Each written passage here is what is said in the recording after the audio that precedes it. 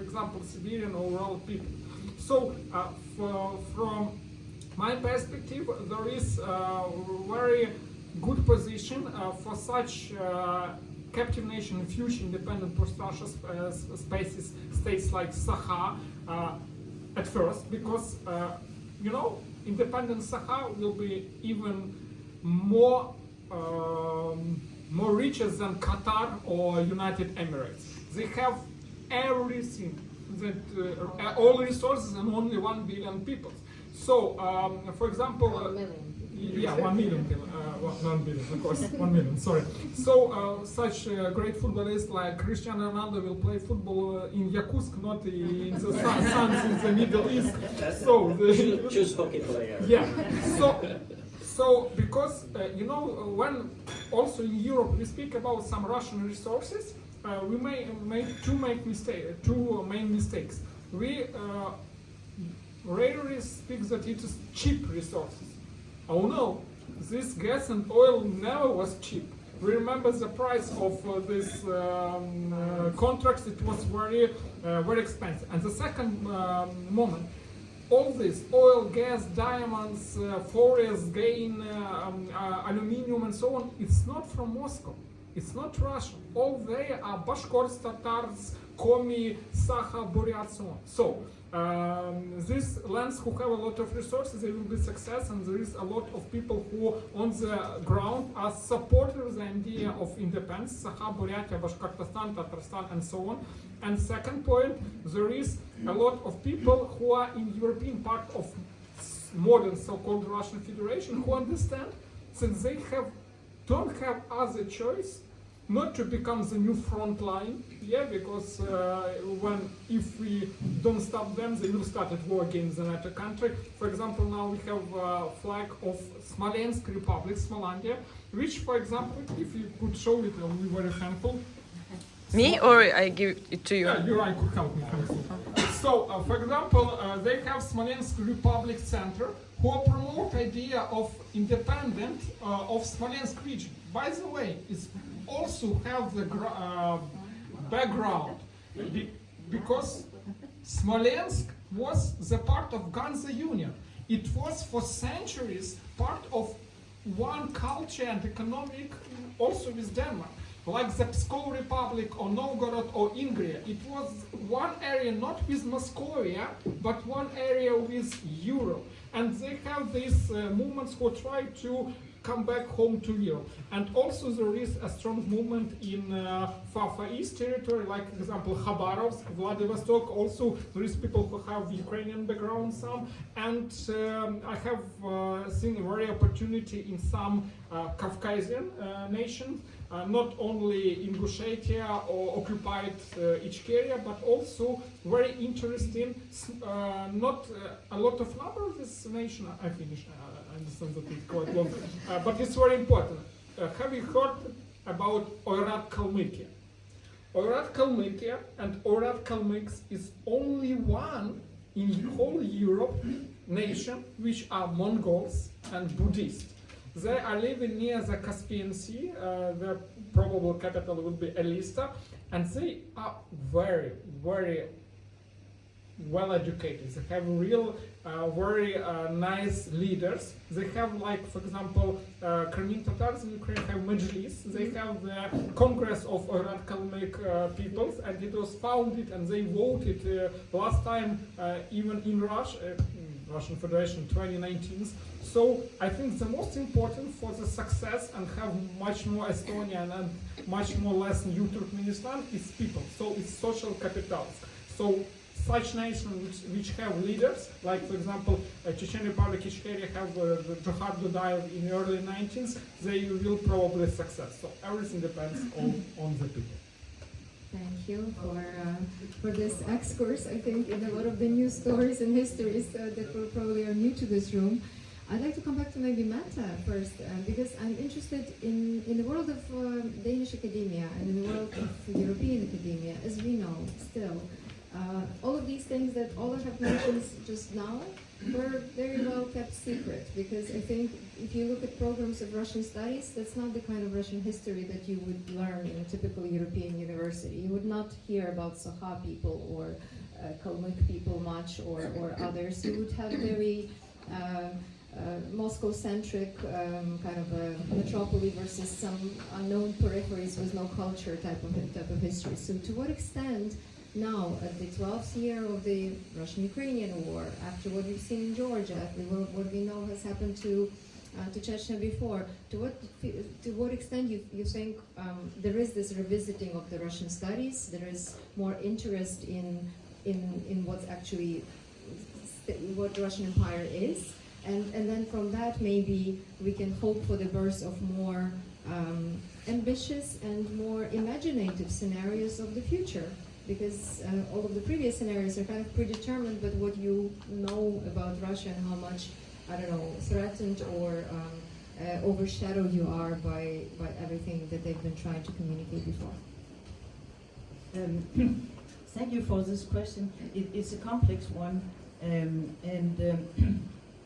I'd say what you imply in your question is that we are still caught in being fairly Russocentric in the way we pursue studies of the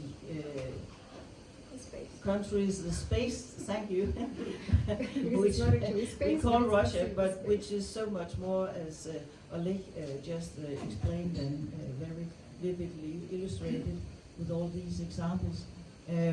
But here in Denmark in particular, the humanities are struggling, and it's very much the study of foreign languages, because one of the downsides from globalization and from the spreading of digital technology is that people believe that the only foreign language you need to command is English. And so we are struggling with having students studying just something like German, and believe me, speaking German is not rocket science, and not even learning a Slavonic language is rocket science, but we are really struggling with persuading students who have an interest in the humanitarian sciences to take on the study of more exotic and difficult languages.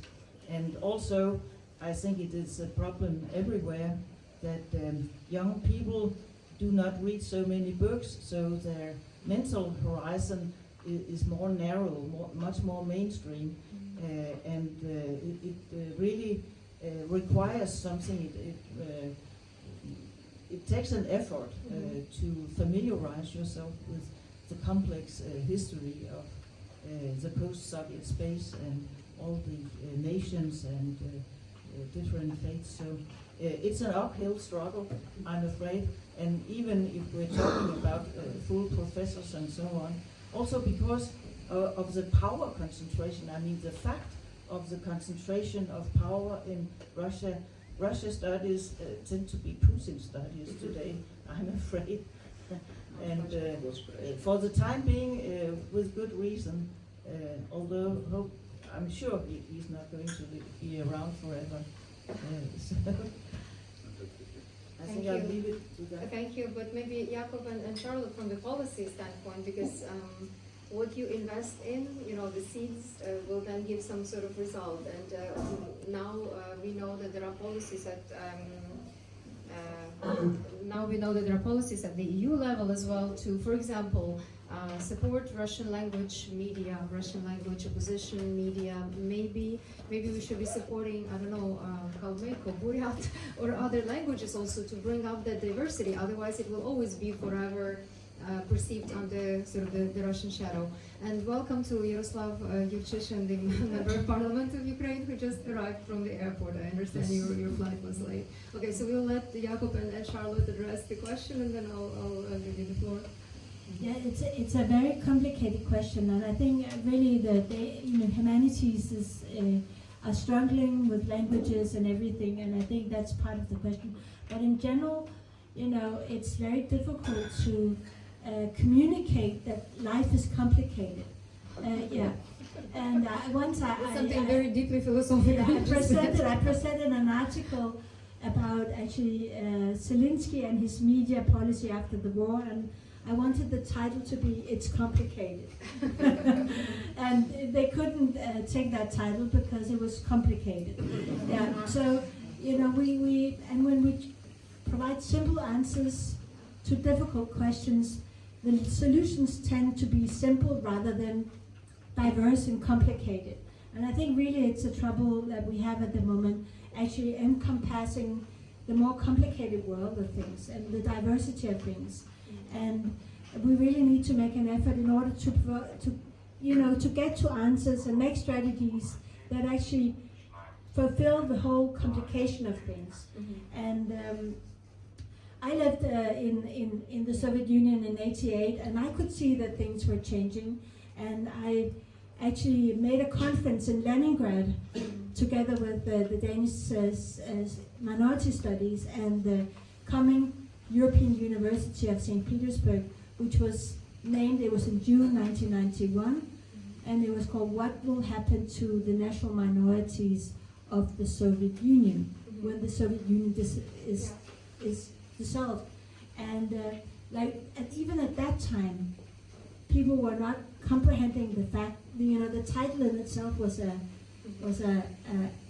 sort of a challenge to people that was looking, because they don't know the Soviet Union will not dissolve, even in June 1991.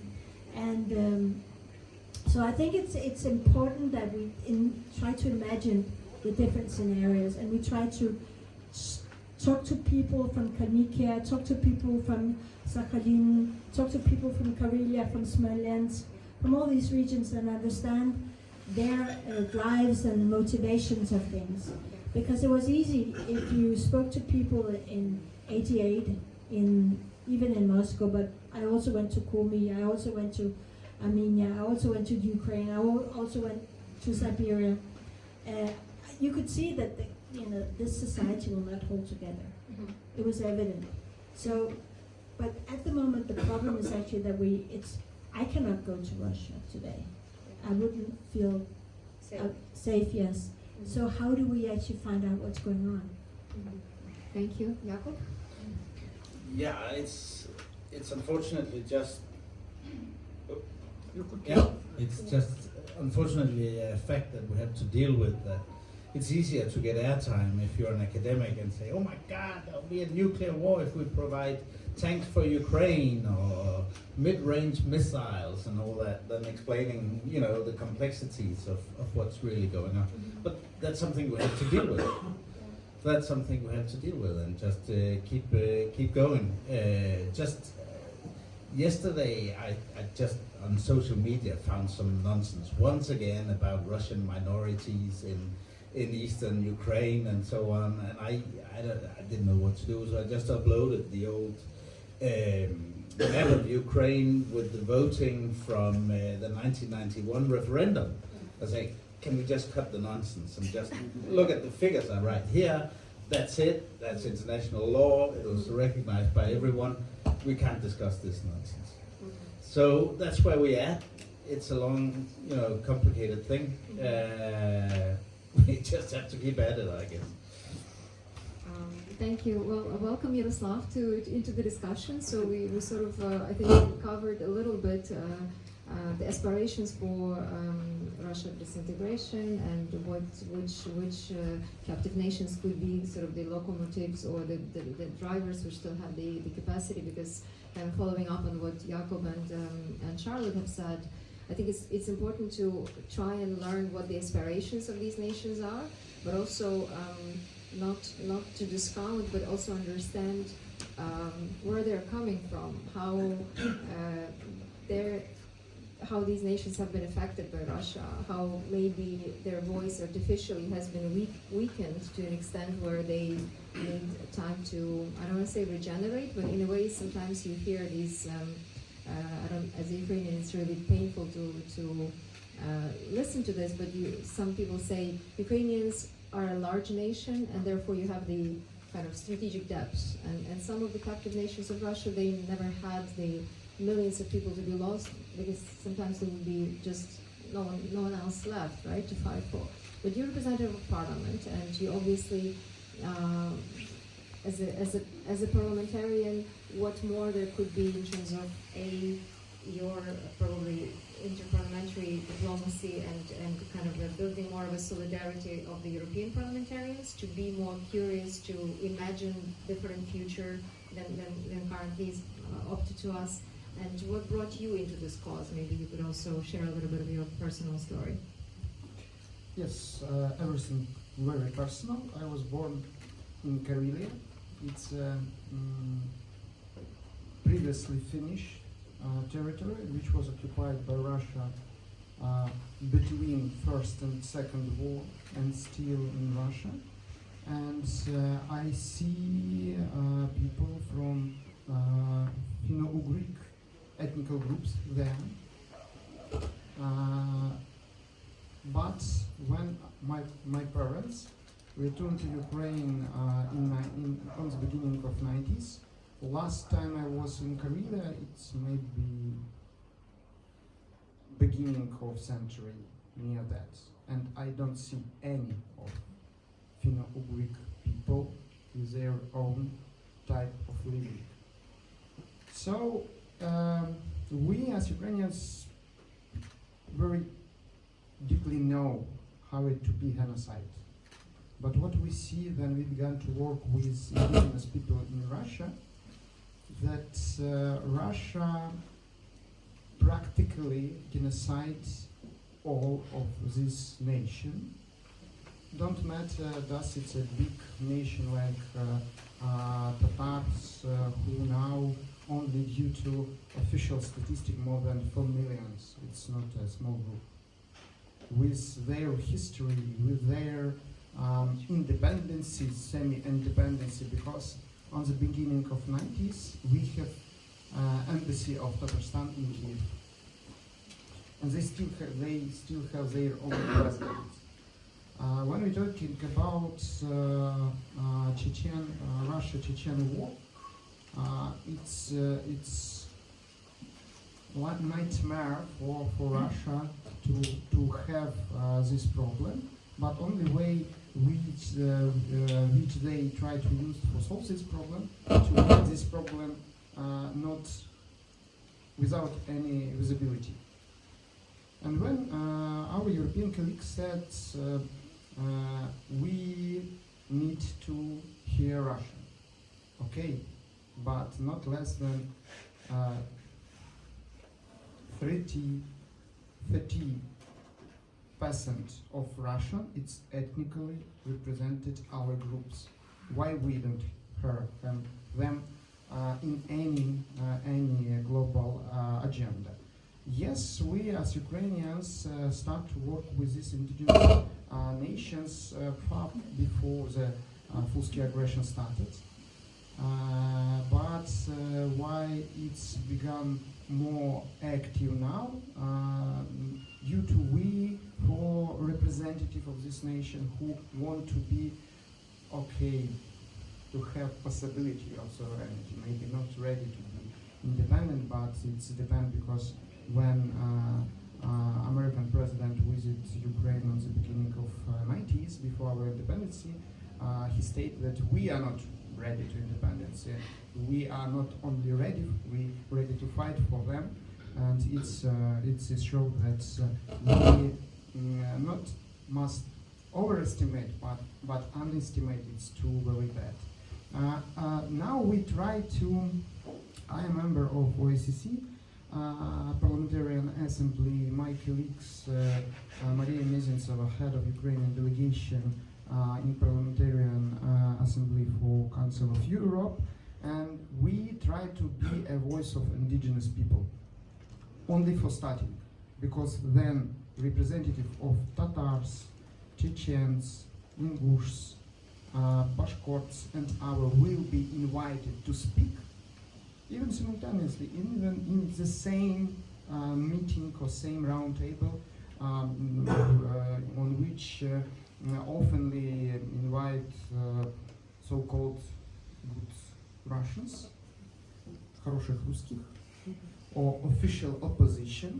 So why Navalny not talking, but any of Chechen opposition not talk on a global level. So we create a special commission. We invite our experts, and our main goal not to replace Russia for indigenous people, not be them like older partners or something like this, because we have enough our problems now. But on the other hand, we do understand that when we're talking about human rights, yes, Russia now destroy this term in Ukraine on all Russia-occupied territory. But Moscow and St. Petersburg do the same with their own people. And what we can do, show these people, to give them a mechanism to save their ethnical, their human, their lives. And when we do that, and world not will be silent, not will be bold, not to try not notice this problem, we do see that Russia can be better. Thus, we see a possibility of democratization of Russia, yes. The best way is decentralization. We find this like a term, refederalization, because Russia named themselves like federation, yes, but any part of Russia don't have any rights. And when Tatarstan, Bashkortostan, Ichkeria receive these rights, first of all, rights to pay for some strange, it's very light word for that, stupid ideas, begin war in Ukraine, where their people will be killed too. No, they not let them do that. Due to that, we do believe that it will be hard way. Local elites, very, very weak, if we're talking about, but they are more stronger than Ukrainians elite was when we start our fighting for our national independence. And yes, if we just let, we try to wait when each Bashkorts will be ready for independence or self-regulation and so on, they never will be. Why? Because Russia not let them do that. And yes, two types of weakness of local elites: incorporation. Yes, and a lot of general in Russia army, it's not Russia born. Even the Shoigu, yes, it's a representative of local ethnical minorities.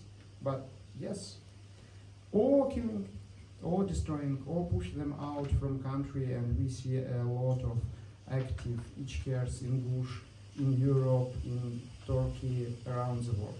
So first what we can do, and we try to do, invite them into discussion, to show our position about Russia, because I totally agree. It's very hard to understand what happened in Russia, when Russia is a closed country without any media. We have, I'm a head of Committee for Freedom of Speech, and I do understand that Ukraine has a lot of challenges, but Russia don't have independent media, in a nutshell. Due to that, yes, we must to help them to make them local, to make them visible. In our way, they will be killing, maybe not in this war. Thanks.